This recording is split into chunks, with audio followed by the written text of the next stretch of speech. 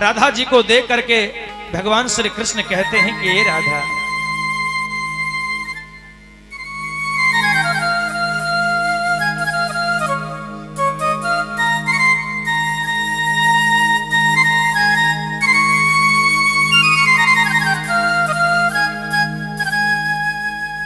श्री राधे श्री राधे। भगवान श्री कृष्ण का मुरली बजना बंद हो गया। राधा रानी जी से कहते कि राधा, अरे मोर मनवा लो बाही गहलई गजरा में, ए तोर गजरा में, मोर मनवा लो भाई देहल गजरा में, ए तोर गजरा में, मोर मनवा लो भाई देहल गजरा में, ए तोर गजरा में।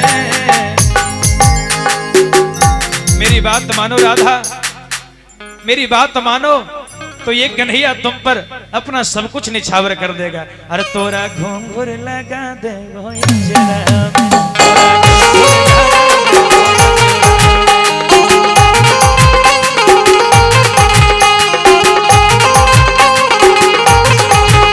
मोर मनवा लो भाई देहल गजरा में, गजरा में,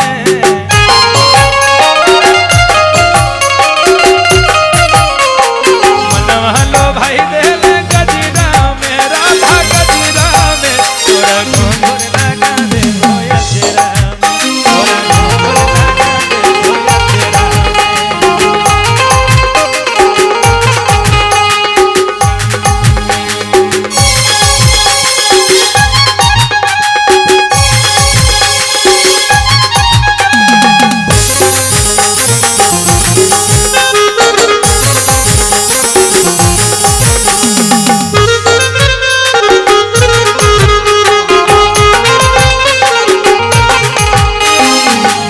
घुंघरू लगाने के लिए हमारे मोहन बाबू जी 50 रुपए दिए हैं।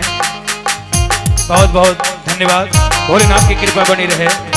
भगवान श्री कृष्ण कहते राधा, ए राधा, हर पनिया भरन जालू जमुना के नगरी,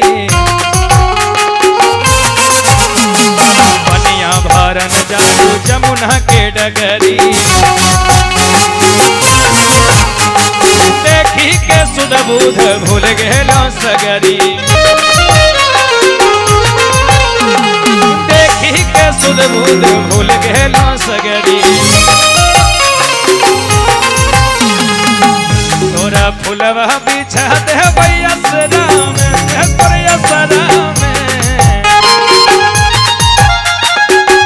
तोरा फुलवा बिछा दे भैया सदा में, राधा या सदा में, तोरा घुंघूर लगा दे भैया में, तोरा घुंघूर लगा दे भैया में, तोरा घुंघूर लगा दे भैया में, तोरा घुंघूर लगा दे भैया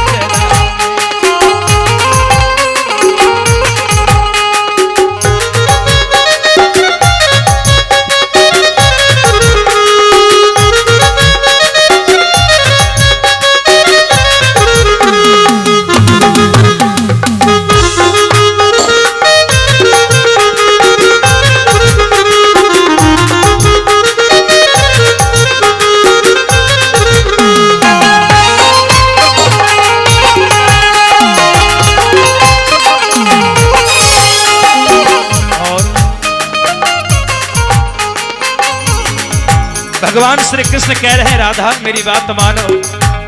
और तोरा अरे जब से देखलो राधा तोहरे सूरतिया, जब से देखलो राधा तोहरे सूरतिया, मुरली के धुन भूलो तोहरे बांसुरिया, मुरली के धुन भूली गेलही बांसुरिया,